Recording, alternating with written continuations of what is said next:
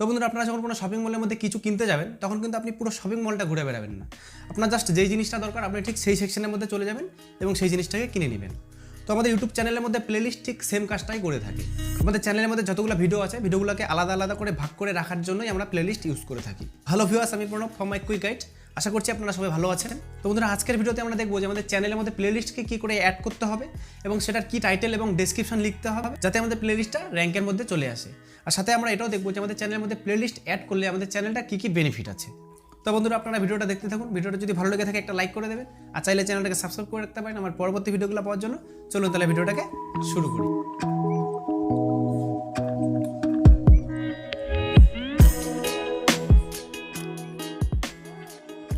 তো বন্ধুরা প্রথমে আমরা আলোচনা করবো যে আমাদের চ্যানেলের মধ্যে যদি আমরা প্লেলিস্টকে অ্যাড করি তাহলে আমাদের চ্যানেলটা কী কী বেনিফিট আছে। তারপরে আমরা দেখবো যে প্লেলিস্ট কী করে অ্যাড করতে হবে এবং এটার কী টাইটেল লিখতে হবে, কী ডেসক্রিপশন লিখতে হবে, কীভাবে পুরো এসইও করতে হবে, আর সাথে প্লেলিস্টের সাথে আমাদের ভিডিওগুলোকে আমরা কী করে অ্যাড করবো। এবার ধরুন আপনার একটা টেক চ্যানেল আছে।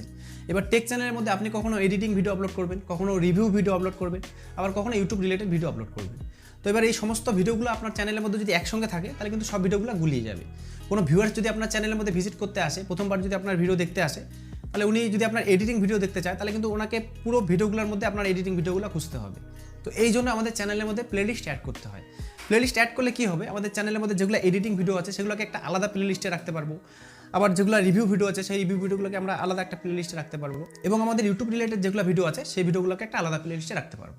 তো এইভাবে সাজায় রাখলে কী হবে, ধরুন কোনো ভিউয়ার্স প্রথমবার আমাদের চ্যানেলের মধ্যে ভিজিট করতে আসলো, এবার উনি যদি আমাদের এডিটিং ভিডিও দেখতে চায় তাহলে জাস্ট এডিটিংয়ের প্লেলিস্টের মধ্যে গেলে উনি সব এডিটিং ভিডিওগুলো পেয়ে যাবে। আর যদি মনে করে যে না আমি রিভিউ ভিডিও দেখবো তাহলে সব রিভিউর প্লেলিস্ট যেটা আছে সেটার মধ্যে ঢুকে গেলে সব রিভিউ ভিডিওগুলো পেয়ে যাবে। মোট কথা হচ্ছে আমাদের চ্যানেলের মধ্যে পুরো ভিডিওগুলোকে সাজিয়ে গুছিয়ে রাখা। তোমাদের এছাড়াও প্লেলিস্ট অ্যাড করার অনেক বেনিফিট আছে। এবার ধরুন কোনো ভিউয়ার্স যদি চ্যানেলের মধ্যে আসে তাহলে উনি যদি চ্যানেলটাকে সাজানো গুছানো দেখে তাহলে সাবস্ক্রাইব করার চান্সটা বেড়ে যায়। আর তাছাড়াও আপনি যদি প্লেলিস্টের টাইটেল এবং ডেসক্রিপশন ঠিকঠাক মতো লিখতে পারেন তাহলে আমাদের অন্য ভিডিওগুলো যেমন ইমপ্রেশনে ইউটিউব মানুষের কাছে সাজেস্ট করে, ঠিক সেরকমভাবে আপনার প্লেলিস্টটাকেও অন্য কাছে সাজেস্ট করবে, ভিউয়ার্সদের কাছে সাজেস্ট করবে। তো এক্ষেত্রে আপনার চ্যানেল তাড়াতাড়ি গ্রোথ করতে পারবে, আপনার চ্যানেলে ওয়াচ টাইম বেশি হবে, ভিউজ বেশি আসবে। যে ভিডিওগুলোতে আপনাদের ভিউজ আসতো না সেই ভিডিওগুলোকে নিয়ে আপনি যদি একটা আলাদা প্লেলিস্ট করে দেন তাহলে সেই প্লেলিস্টটা যদি ইউটিউব সাজেস্ট করে অন্য কাছে, সেই প্লেলিস্টটা যদি কেউ দেখে তাহলে আপনার সেই ভিডিওগুলোর মধ্যেও ভিউজ আসার সম্ভাবনা থাকে। তো বন্ধুরা চলুন তাহলে এবার বাকি জিনিসটা আমি আপনাদের মোবাইল স্ক্রিনের মধ্যে দেখাই দিচ্ছি যে কী করে চ্যানেলের মধ্যে প্লেলিস্ট অ্যাড করতে হবে এবং কী করে টাইটেল ডেসক্রিপশন লিখতে হবে, আর সাথে প্লেলিস্টের সাথে আমাদের ভিডিওগুলোকে কী করে অ্যাড করতে হবে। তো বন্ধুরা প্লেলিস্ট অনেকভাবেই ক্রিয়েট করা যায়। তো আমি একদম ইজি মেথড যেটা আছে সেটাই আপনাদের দেখাবো। তো তার জন্য আপনাদের প্রথমে মোবাইল থেকে ইউটিউব অ্যাপসটাকে খুলে নিতে হবে। তো আমি ইউটিউব অ্যাপসটা খুলে নিচ্ছি। তারপরে আপনারা ডান দিকে দেখতে পাচ্ছেন লাইব্রেরি বলে একটা অপশন আছে, এই অপশনটাতে ক্লিক করতে হবে।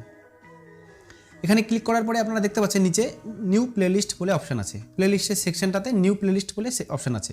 তো আপনারা দেখতে পাচ্ছেন আমার দুইটা প্লেলিস্ট অলরেডি অ্যাড করা আছে, আর নিচে আমার যে লাইক ভিডিও যেগুলো আছে সেগুলো দেখাচ্ছে, অল এডিটিং টিউটোরিয়াল আর new YouTube channel create A to Z, এই দুইটা প্লেলিস্ট আমার ক্রিয়েট করা আছে। তো আপনারা যদি এখন নতুন একটা প্লেলিস্ট অ্যাড করতে চান তাহলে এখানে নিউ প্লেলিস্ট যে অপশনটা আছে সেই অপশনটাতে ক্লিক করতে হবে। ক্লিক করার পরে এখানে আপনাদের ভিডিওর একটা লিস্ট খুলে যাবে। তো আপনাদের এখানে লিস্টের মধ্যে কিছু করতে হবে না, আপনারা জাস্ট ডিরেক্ট উপরে নেক্সট যে অপশন আছে সেই নেক্সটের মধ্যে ক্লিক করতে হবে। নেক্সটে ক্লিক করার পরে এখানে আপনাদের প্লেলিস্টের একটা নেম দিতে হবে, আপনার প্লেলিস্টের নেমটা কী দিতে যাচ্ছেন। তো বন্ধুরা প্লেলিস্টের নেমটা আপনারা খুব ভালো করে দেবেন। আপনার চ্যানেলের মধ্যে ধরুন আপনি 2-3 ধরনের ভিডিও আপলোড করে থাকেন, এবার আপনার ধরুন এডিটিং রিলেটেড যেগুলো ভিডিও আছে সেগুলোর একটা নাম দিতে পারেন। যেমন ধরুন আমি নাম দিয়েছি অল এডিটিং টিউটোরিয়াল বলে একটা প্লেলিস্ট খুলেছি। এবার ধরুন আমি আরেকটা প্লেলিস্ট খুলতে পারি অল রিভিউ টিউটোরিয়াল। এবার আমার যেগুলো রিভিউ ভিডিও আছে সেই রিভিউ ভিডিওগুলো এই প্লেলিস্টের মধ্যে থাকবে, এবং এডিটিং ভিডিও যেগুলো আছে সেগুলো আমার সেই ভিডিও প্লেলিস্টের মধ্যে চলে যাবে। তো আপনারা এইভাবে প্লেলিস্ট ঠিক করে নেবেন, আপনার কয়টা প্লেলিস্ট বানাবেন চ্যানেলের মধ্যে, আর প্লেলিস্টের নামটা খুব ভালোভাবে ঠিক করে নেবেন, ঠিক আছে। তো আমি এখন এখানে অল রিভিউ টিউটোরিয়াল লিখে দিচ্ছি। তো বলে এখানে আপনারা প্রথমে এটাকে পাবলিক করবেন না, এটা প্রাইভেটে রাখবেন। প্রাইভেট রাখার পরে প্লেলিস্টটাকে ক্রিয়েটে ক্লিক করে দেবেন, ঠিক আছে। তো এখানে আমি ক্রিয়েটে ক্লিক করছি।